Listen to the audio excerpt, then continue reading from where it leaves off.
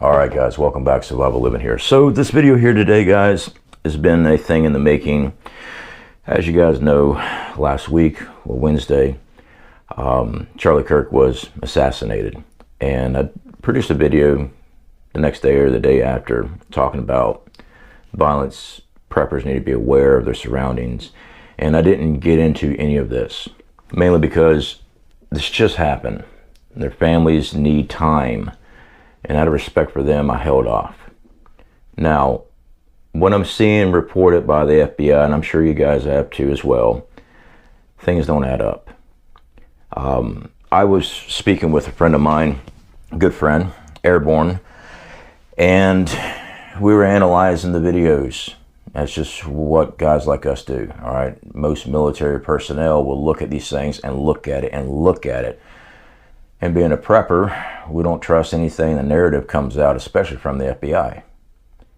So let's go ahead and take this from the beginning.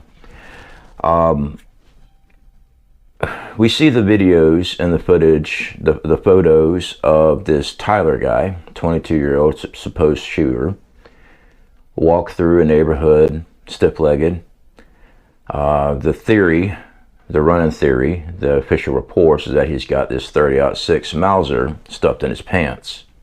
I'm telling you guys right now, I hunted with a 30-06 most of my life.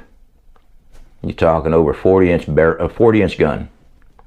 You're not sticking it down skinny jeans. You're just not. Especially with the scope and everything else on. This is not a takedown, breakdown firearm. This is, you have to have the tools to disassemble, and you also have to be pretty proficient at putting it back together. Now, I'm just blown away by the lies we get told all the time. So there'll be a series of photos here, guys. This one here, there should be a video playing. This was taken from TMZ. Hours later, this thing was cycling through of this suspect hobbling along down a neighborhood. Okay, supposedly going to the rooftop. He's going to campus. One, his knees are bending. They don't look right. If you have, I mean, yeah, I see that he's doing this little weird shimmy walk. Like, to me, it looks like he sprained his ankle. But that's not, you're not going to bend your knees with this rifle running down your pant leg. Just not. My opinion, but my expert views on this. Like I said, I've been speaking to a lot of other people that have much better background than I do. And as soon as we're seeing it, we're like, something's off. Next, I read reports, should be a pop-up there, that Tyler, the suspected shooter, drove to the campus. But why was he walking to the campus in the neighborhood with a firearm down his pants if he drove? Yeah. And also reports that he was in a different pair of clothing, shorts and a maroon shirt. And they believe, according to the FBI, that he changed his clothes on the rooftop. Pump the brakes, because all the footage and videos we're seeing of this guy, he's wearing his blue jean pants, his black shirt, black hats, white Converse shoes, the stairwell, everything. So if he changed his clothes on top of the roof, why is he seen going up the roof with photo dressed in the same clothing? Yeah, so a lot of things don't add up. Again, the stairwell, guys. You can see he's bending his knees. This should be a photo here with him walking down a set of steps. I say skinny jeans. These are very tight blue jeans. Very thin fabric. You can see his cell phone in his right front pocket. Clear outline of a cell phone. But I sure don't see a 40-inch, some say up to 44-inch rifle stuffed in his pants. All right. Next up, when they said that he left the rooftop, took the rifle with him, and discarded it in the woods. I have seen people say, well, he disassembled it, put it in his backpack. Even if you disassemble the firearm, which he would not have had time to do after making the shot and took off. I can't even do it that fast. And again, this is not a takedown rifle. It takes more time to disassemble this. They said that he put it in his backpack. Well, you got 44-inch rifle. It's not fitting in that backpack. Okay. Also in the video, you see him running. He's carrying something, analyzing it, slowing down the video, watching him drop to the ground. It looks like a jacket, flimsy jacket, or his backpack, because apparently he still had the backpack. The grain video is really, really bad. I apologize for that, but that's just the way it is. It jumps down. So supposedly the other rumor is that he still stuffed it back in his pants and ran and jumped off the building. In the video, you can see him climbing down, bending his knees, jumping down, and squatting on his impact down. There's no rifle in his pants. Then he picks up his things. It looks like a backpack to me, and walks across the rest of the campus to the road. And there's cars everywhere, so he's not carrying a rifle with him. He's not. And later they say he crossed the street and disposed of the firearm in the woods. Now remember, if he shoved it in his pants, or he put it in his backpack, or he disassembled it on the roof, why the hell did they find it assembled, there's the photo right there, in the woods? With a spent cartridge in the chamber. That's another one right there. So that should dispel anything about him taking things apart, because you're not going to take that rifle apart with the shell casing still in it. It's not going to happen. But according to the narrative, the official statements, that's where they found these things. Wait one. Now, again, our hearts here at the house, we feel for the family of Charlie Kirk. We do. Like I said, this is why we didn't want to come out with this video yet, because I know that they are hurting.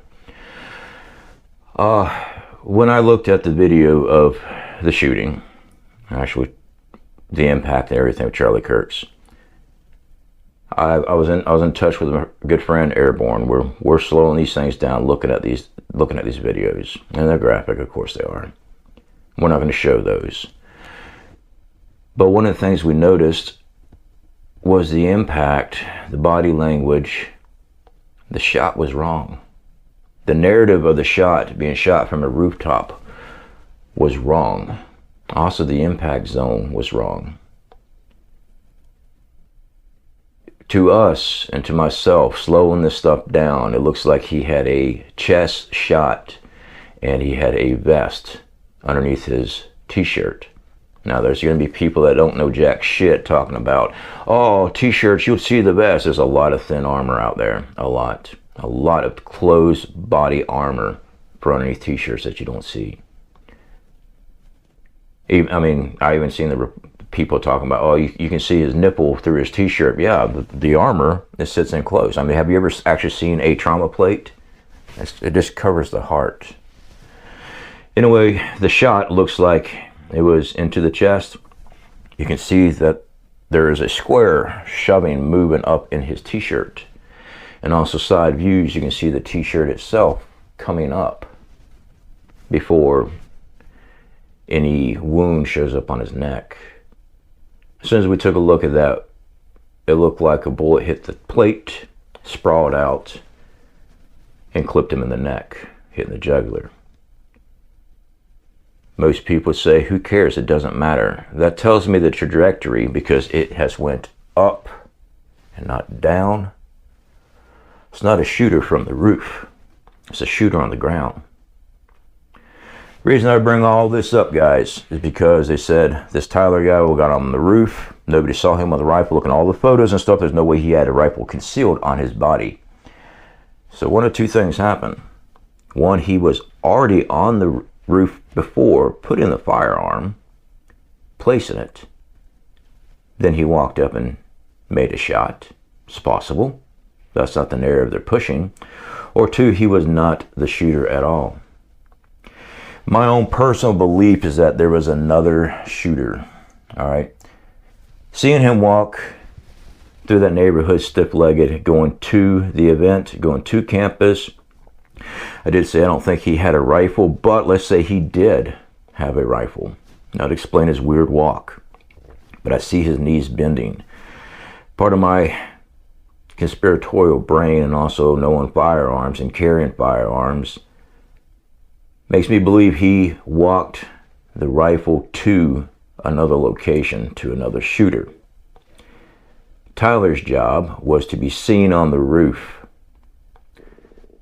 Patsy, fall guy. I believe that's what happened. I believe there was another shooter on the ground that took the shot. That would explain how the trauma plate, the body armor underneath the t-shirt, shoved upwards. Even side view shot of the, the side view camera angle shows the t-shirt ripping up. I have seen reports where people say, oh, that's because of the velocity of the round causing a vacuum effect. No, that's complete horseshit. These are people that never fired ever in their life. That bullet's moving so fast, it's not causing a wake of weird, it's not bullet time from the Matrix. Okay, that's not what's going on here. The shot came from the front, hit the armor, sprawled out, and that's what took Charlie's life. But these are my thoughts. You guys put your thoughts in the comment section, okay? Look, am I completely off base? You tell me. Do you believe the narrative the FBI is pushing? Last I heard, they're going to try to expedite the supposed shooter's trial and execution. That seems awfully convenient. My thoughts. Or do y'all have another theory? Or is this just straight out facts? What the FBI is saying makes perfect sense to you and we're just going to go with it? Anyway, guys, our hearts and prayers do go out to the family of Charlie Kirk's. Like I said, I watched his videos here on YouTube. I liked the guy. I did. I didn't know him personally. I liked his views. I always liked how he responded to people. The people that just trash talk, threaten them, all this other stuff. He always politely spoke back. Because of different views, somebody decided that they want to attack, assassinate this man. Could it just been a lone person? Or there could be something more nefarious with this. Again, in the comment sections, y'all let me know what you think. Alright guys, y'all be safe out there. Like I said, beware of your surroundings. I'll speak to y'all later.